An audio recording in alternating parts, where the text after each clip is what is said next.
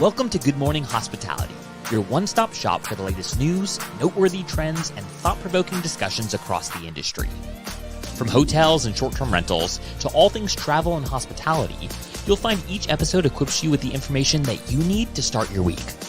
Join us on Good Morning Hospitality every Monday, wherever you get your podcasts.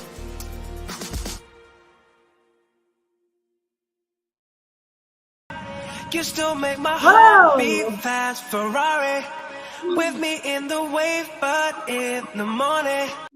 Everybody, wow. How was that for a good jolt of caffeine to wake you up? Energy. Wait a second. I can't hear you. What happened to your mic? All right, let's see. You can hear me. I can't hear you yet. Let's see.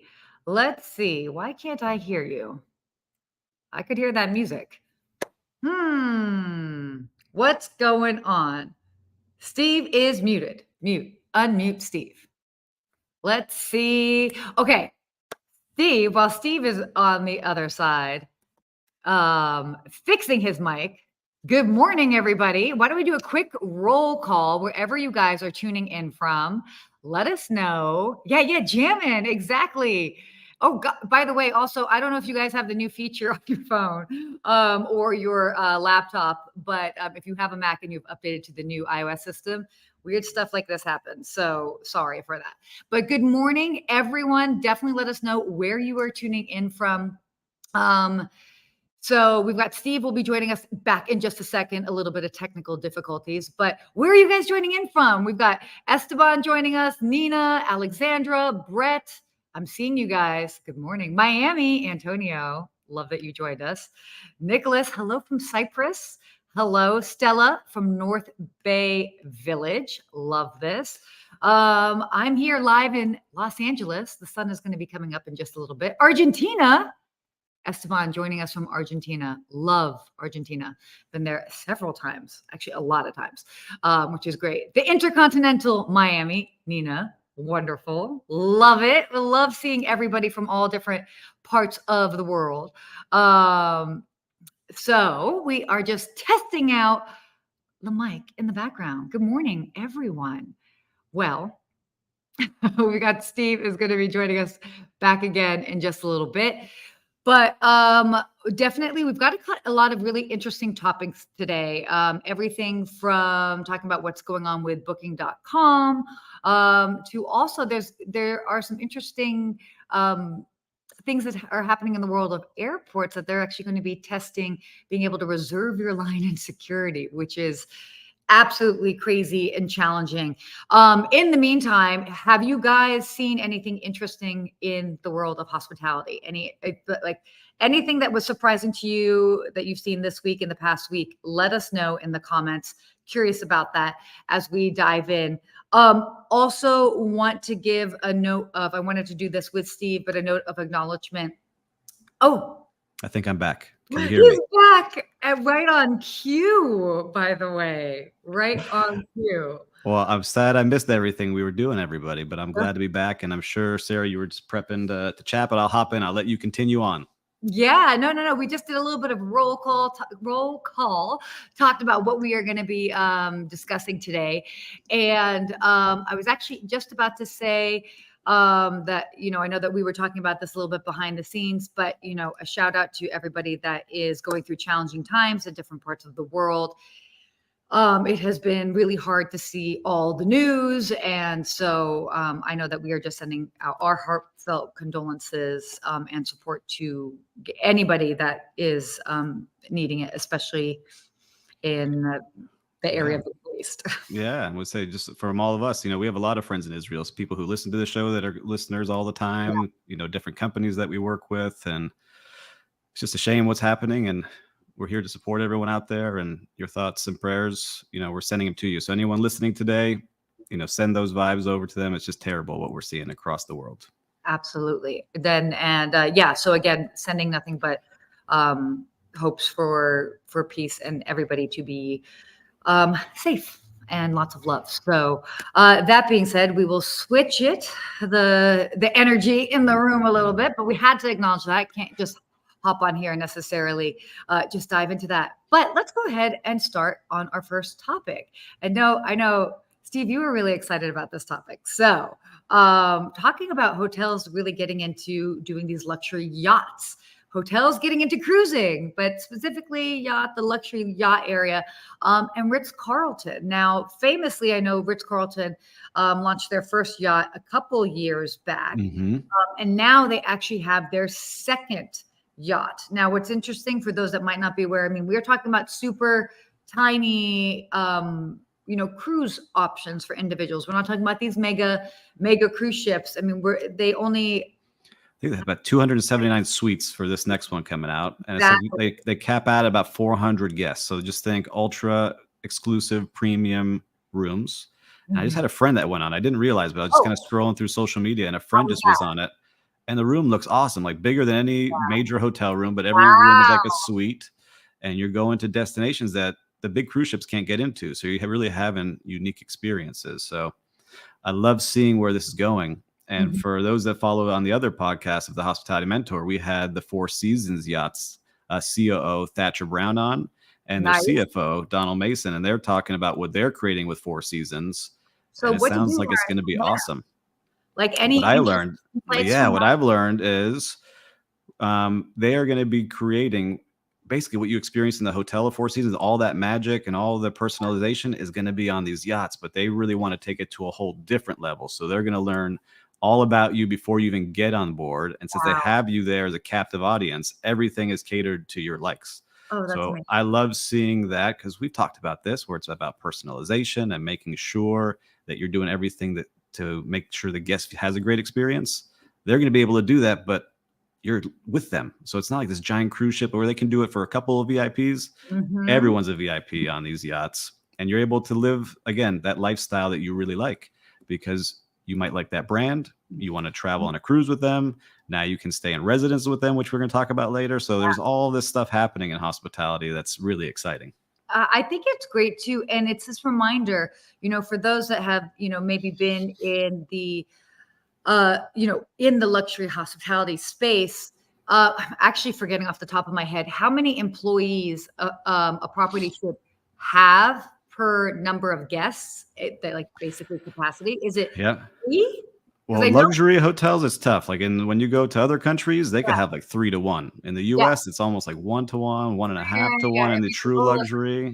And some hotels right now are really staffed. It's not even close. But when you can get some other countries, that's why you see it. Like when I travel to Thailand and say the Mandarin Oriental, it was like 5 to 1. So everywhere you look, there was someone waiting for you. But that's how it's going to be on these cruise ships is everything you need is going to be taken care of for you. And I can see, Brett Rayon is a great chef here from Miami, excited to be on this luxury yacht. So let's see if we can get him on there. And Antonio Ricias, I know you know a lot of people in that industry. So it's going to be exciting to see where this continues on. But I love seeing it. Would you be going on one? What do you think? Oh, I would totally go on one. I mean, I have been very, very lucky that I've been able to go on sort of yacht / cruise experiences of various sizes. And the smaller ones, the more intimate ones, even they may not have been super, super luxury, like the brands that we know, like Ritz-Carlton, Four Seasons. They did provide such wonderful personalized service. So knowing what I experienced on these more intimate ships, combined with the service that I know too well from Four Seasons, Ritz-Carlton, et cetera, is really exciting to see. And again, it's providing a different way for people to kind of get out there. So, again, when it comes to travel, I'm all for like broadening the pie, just giving people more options to choose, whether it's ways to stay or ways to cruise, ways to fly, etc. Well, yeah, what I like about it is you can go to these unique places because when you think about it, when you go on a cruise, especially I'm here based in Miami, you kind of hit the same ports over and over again. It's just a different ship, right? So I'm excited to see where these go and the itineraries they start putting out because you can really check out new places, have some new adventures with the people you love. So totally. Congrats to these guys continuing to push it. And I'm curious, one other question I had for you is like, which brand would you want to see get into yachts that has not yet? Ooh, that's a good question. That's a really, really good question. And for listeners out there, why don't you put the brand in that you would want to travel with on a yacht if you could? Yeah, I'm trying to see if I have one. Oh, Peninsula. Ooh. Oh my gosh, that would be amazing. Peninsula Yachts. All right, Peninsula Hotels. You've got Sarah and I to start bouncing ideas off of. I like that one. Oh, let's go. All right, moving on to our next topic, which you were kind of just talking about here. This, came out with Rosewood. Rosewood Hotel Group is committing to branded residences. Now, this is exciting. Steve, chime in on this. So I like seeing what's happening across hospitality where you get these brands that are starting to make residences. And Rosewood is making a big push. They actually have one here in Miami Beach that's coming soon. Mm-hmm. And they're bringing their brand of hospitality, because imagine when you're staying at a hotel, a lot of times like, wow, I love this bathroom. I wish I could have this at home. Or man, this couches or this balcony, I wish I could experience this. And now these brands hear you. They're creating places that you can actually live and have that service with all the amenities of these resorts. Yeah. And Rosewood is making a big push, and they see that people want it. And they're looking for places that are high demand cities where they have luxury buyers and that people want that lifestyle. And so they're making this big push into a lot of markets now. What's interesting, they're actually due to, and I can speak to this just because of where I'm based, but they're looking to do residences in Beverly Hills. And I find that fascinating because we don't have any Rosewood property in the Los Angeles area. So interesting that they're making a play in, the Beverly Hills, Los Angeles area with their residences. So very, very smart. Again, as we kind of talked about it, I love it when I see hotel brands that are kind of diversifying the way that they're offering, like ways to stay, ways to travel, ways that you can experience their brand, just in a new way. So it's definitely interesting to see. Yeah, I'm seeing a lot here. I guess I'm lucky where I live in Miami, because now we have the first time St. Regis Residences, the Edition Residences going up, the newly announced Mandarin Oriental Residences. Yes. It's just wild to see all of these hotel branded residences going up. But from a developer side, and talking to some developers, are like, it just makes it easier to sell because people know that brand. So when we come up with the name of a building, I'm like, all right, I don't really know much about it, but when you tie in that hospitality brand, they really feel like, wow, I know this brand. I know what it stands for. I know the lifestyle. I can already imagine what my life's going to be like living in one of these places. So I love seeing it. We got to get some new sponsors here so you and I can buy one of these places. We can start building up our sponsorships. I'm all into that. That would be great. But again, it's exciting to see, definitely as a hospitality person, to just kind of see it grow, evolve. And it's and I think even like from the operation standpoint as well too, those that are working in the industry can learn so much from it as well in different positions. And it's different too. I'm curious because I see a lot of people leaving the hotel world and getting involved into residences, some of these ultra luxe buildings. Totally. And I see a lot of with concierge and like the front desk. Have you seen some of your friends do that? Countless. A very, very, and a lot of them.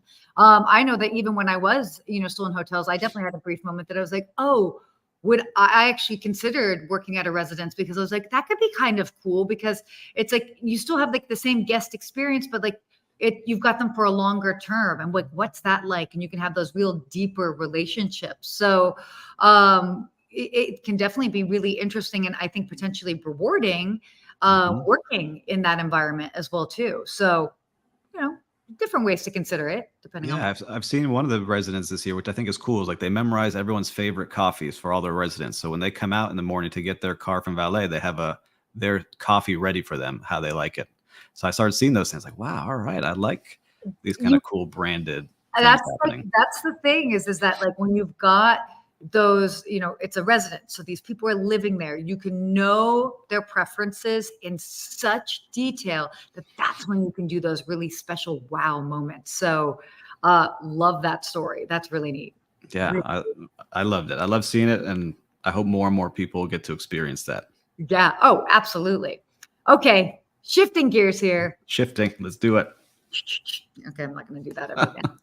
Oh, goodness gracious. Booking.com. This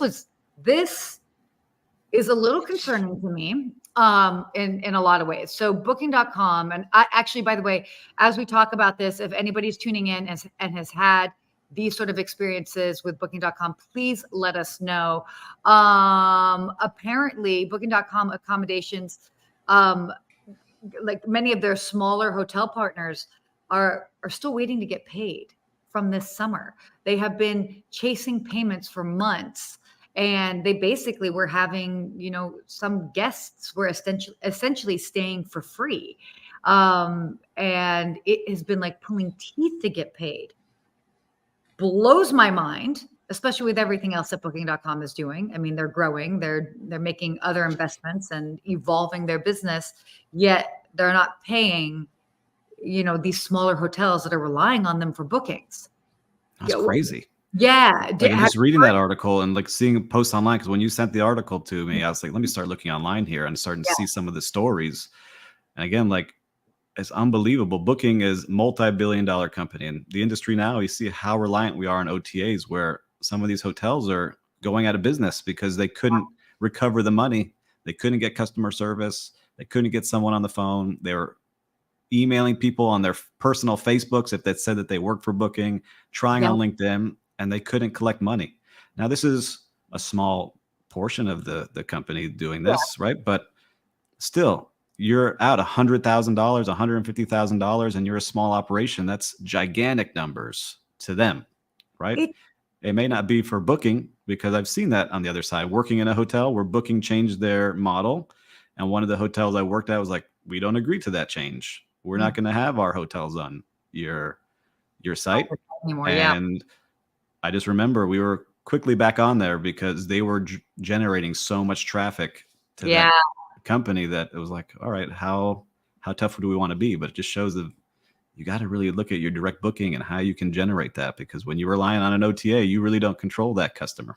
And it's fascinating. And I don't know how many people have paid attention to this, but even if you're just looking at stocks and like, let's say you want to invest in like different travel companies, if you look at comparable OTAs and see their stock evaluation versus Booking, it's like Booking.com is tenfold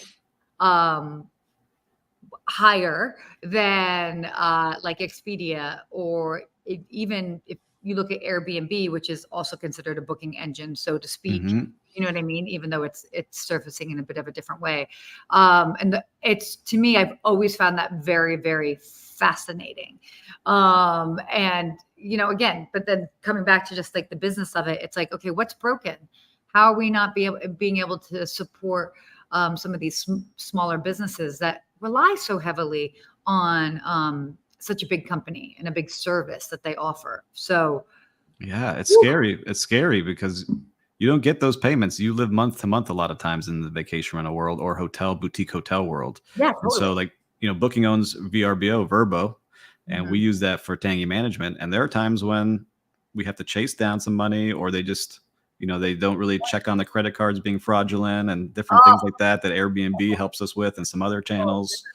So we love taking the direct bookings because we can control the entire experience from beginning to end. So I think that's the message I took away from seeing all of this is, whether you're a hotel that's large, boutique hotel, vacation rental, how are you driving direct bookings? How are you providing that value to that guest that they want to rebook with you?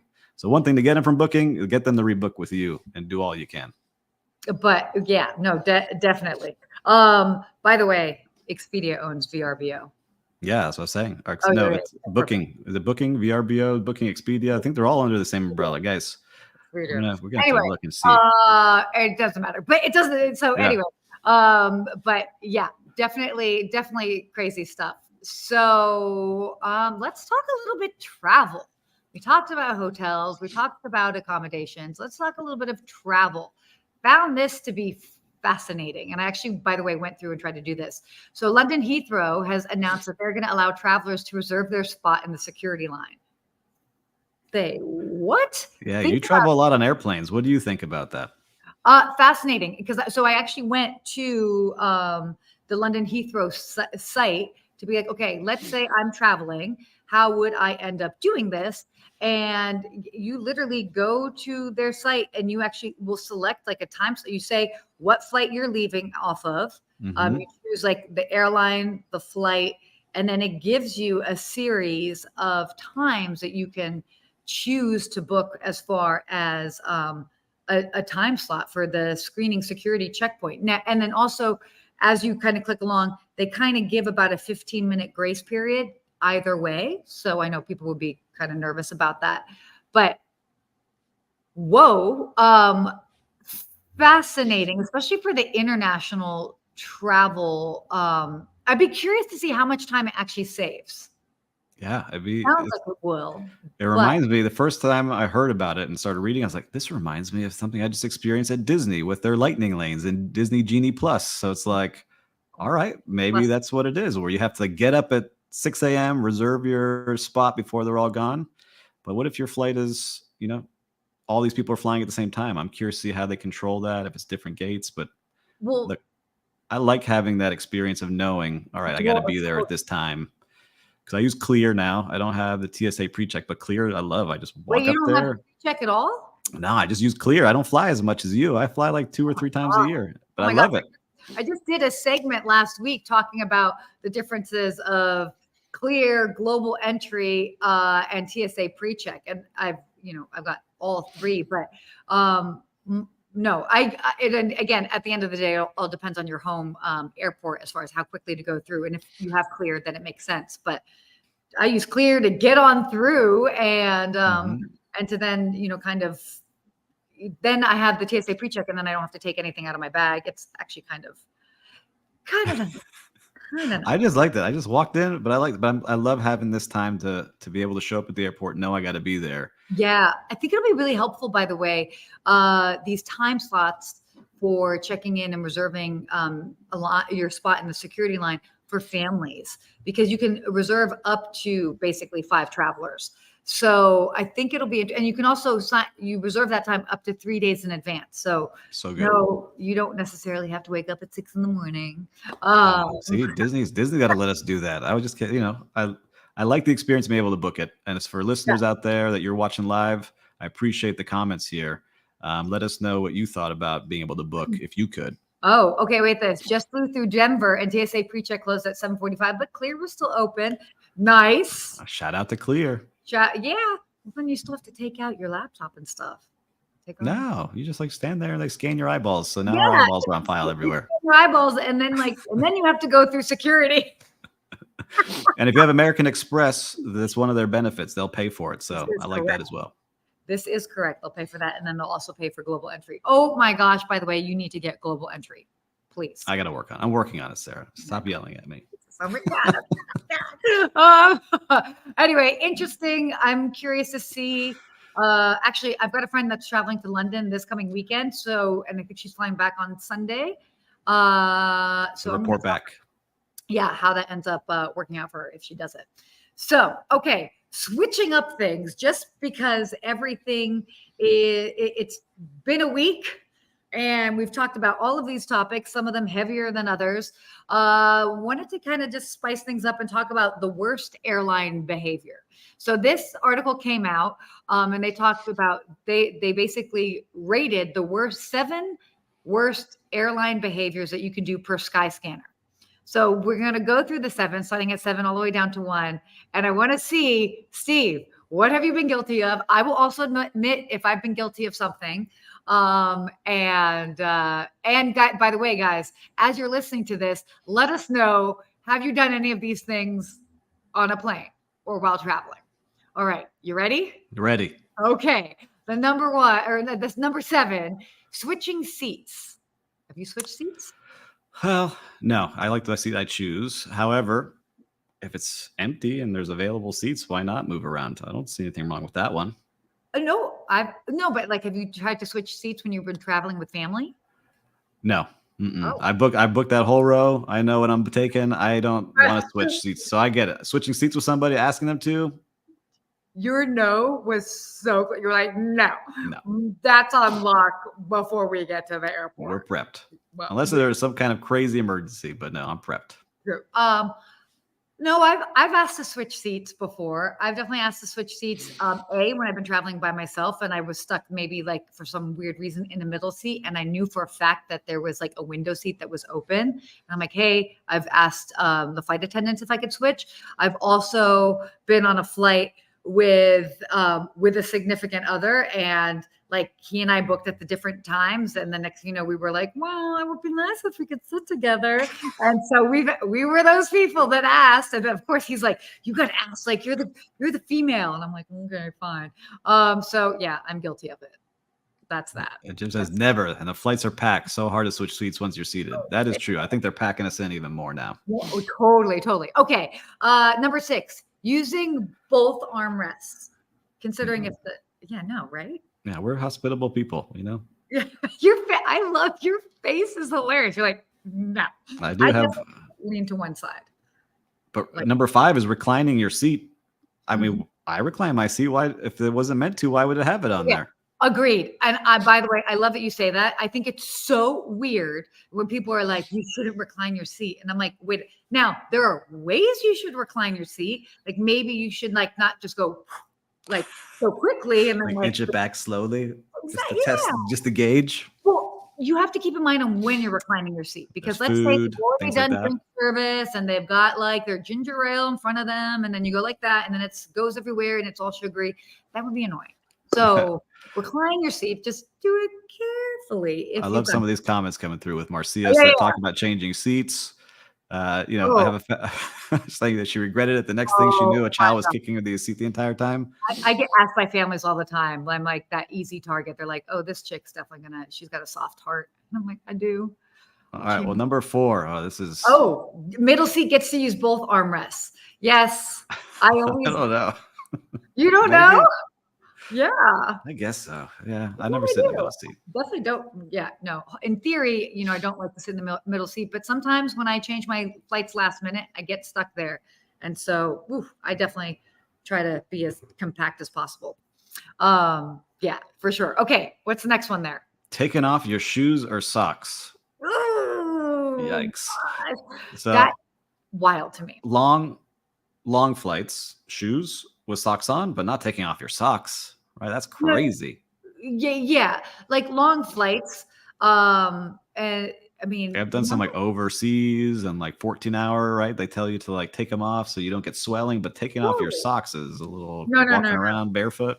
I will say, when I was coming back from Sri Lanka last year, I was the only person that had shoes on. The entire flight was barefoot, and I was like, I also understand there's like a cultural element to it as well too. Mm-hmm. And at that point, you've got so many people that are used to walking around barefoot. I was like, well, whatever. But I definitely looked around. I was like, wow, I stand out. This is wild. Yeah. So I guess let's go. We got number 3. Yep. Unwanted conversations. Yes. Okay. I actually, by the way, have an article coming out about this soon that I'm going to be sharing, is how to stop those unwanted conversations, because oh my gosh, it can happen. And it's more than just like putting on your earphones. Like I've had people that continue to talk to me while I have headphones on, or they're this or whatever, or they start venting, or then they're sharing their whole life story. And sometimes you just want to go to sleep. Yes. Hey, man, I appreciate the convo. I just want to read my book. Right? Yeah. Like that's what I want to do. Like sometimes, I mean, and half the time, when you really pay attention, it's just people being lonely. So like, it makes sense, but like, whew, yeah, I'm good. Yeah. We'll see. If we got headphones in, don't talk to somebody. Oh, this is the one I hate the most. Using your speakerphone. Oh my gosh. Oh yeah. Blah, blah, blah, blah, blah, blah. I'm like, OMG. Yes. No. It was, who will appreciate it was my partner, Victor Ferry. We were not on the plane, but on the train that we took, the Bright Line train to Orlando, and someone was on her speakerphone the whole time. And I just started watching her and just like kind of staring at her and saying, oh, that sounds good. I like it. And it was a very important meeting. Like she was talking about financials and different things, all on speakerphone for everyone on the train to hear.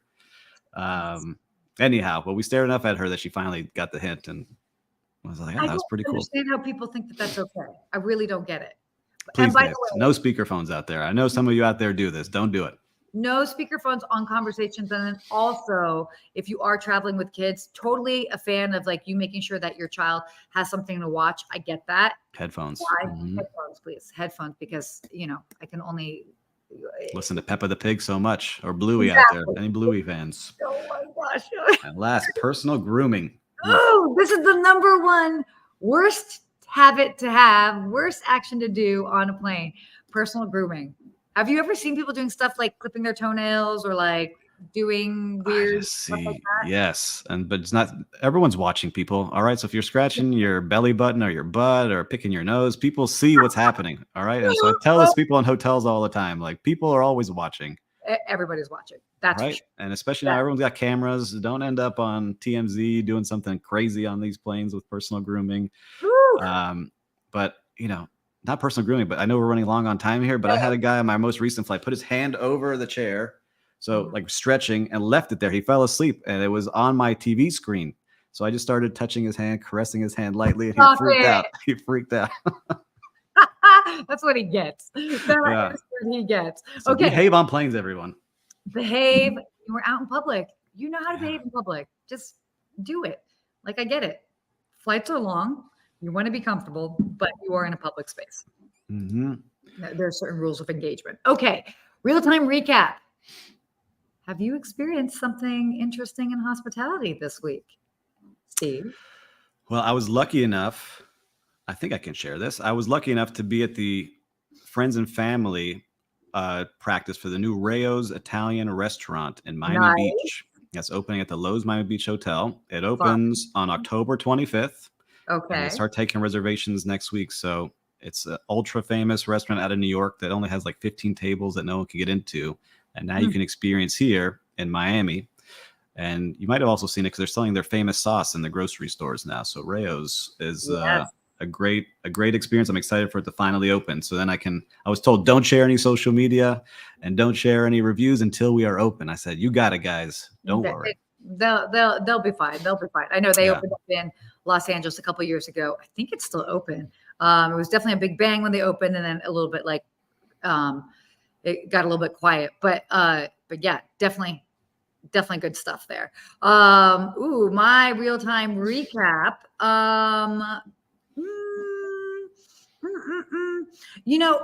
Actually, it'll go. I was at a restaurant and the server, it was so interesting. He was so like polite. He was so fun and personable, and it was just like it added so much to the experience. And it's this reminder that, look, we've all been out to dinner a gazillion times. Some of us go out multiple times in a week, and sometimes it can be very transactional. But again, it's just if they can just do something that adds it, whether they make it a little bit more personal because they share something, that's going on with them or whatever it is, it just adds to the whole experience. And so this particular restaurant happened to bring a dish back that was my favorite dish forever. And they took it away for like 3-4 years and they finally brought it back. And he was like, that was before my time, but he's like, everybody's so excited about it. So it just like, it just made the whole experience. And it's so simple. But again, sometimes with these real-time recaps, it's a reminder that just that simple, taking that moment to connect with people really just makes all the difference, whether you are in a restaurant, at a hotel, at a residence, whatever that might be. So connect with people, because that is the key to hospitality. I love it. Good way to say it. Totally. Okay. You want to say what our hospitality quote is for this? I would love to. Yes. Our quote this week is, your most unhappy customers are your greatest source of learning. And it's very true. And I'm a big believer in this. Our guests and customers tell us what they want in the reviews all the time. And so for my teams, I would always say, whatever they're saying that we're doing well, keep doing it. If they're asking for certain things, let's add those things. And if they're telling us we're doing something wrong, we already know what to do. Let's fix those things. So it's not rocket science. It's not rocket science. So definitely make a point, go through your reviews. I used to do that for several of the properties that I worked for. I would actually respond to all the TripAdvisor reviews. And I was just like, Oof. yeah. Ooh, I would have to thank you for your feedback. Yeah, because but at the end of the day, I was like, hey, like there's a trend. Like this is like people are complaining about the service, like at the rooftop bar, or they're complaining about this or whatever it is. Not the one-off where somebody was saying the price of cheese was too expensive. Yes. It's like, okay, No. that's weird, but okay. Mhm.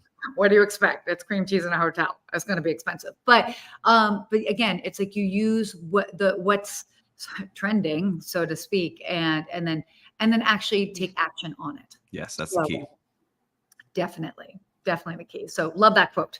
Oh my gosh. I know we went a little bit longer today. We want to be mindful of everybody's time. Everybody's got busy schedules. But this was a really fun show. This was great. We covered a lot of different things. We packed a lot in, and everyone needs to behave on the planes we see. Everyone's watching. I appreciate you finally joining, Steve. Well, listen, the technical difficulties here at the beginning. I don't know what's going on, producers. We got to get back on this. No, we got it. No, it's all good. So as a reminder, if you be sure to, share this, subscribe on all of the channels that you happen to listen to your podcasts on. Also, if you want us to talk about a topic that you see or something that you've seen going on in coming episodes, let us know. You are connected with us online. Share those topics. We're happy to cover them. Also, we've got the GMC report as well too. Be sure to sign up for that. The Good Morning Hospitality report. Love that. We need to share that link next time. Yeah, we got to put it in our episode. But also, guys, make sure you subscribe. Leave us a rating and a comment because it's a huge help to all of us, and it spreads the word of what we're doing here, and we can all have some more fun here today. And a big thank you to the producers in the background, by the way. Oh my gosh. Whoa. We got all these. Sorry, that's Apple. That's Apple doing all this thing. Claire for helping in the background, as well as Will. They help us come live to you every week. So big shout out to them. Always so great. And thank you guys for tuning in. More next week. See you next week, everyone. All right.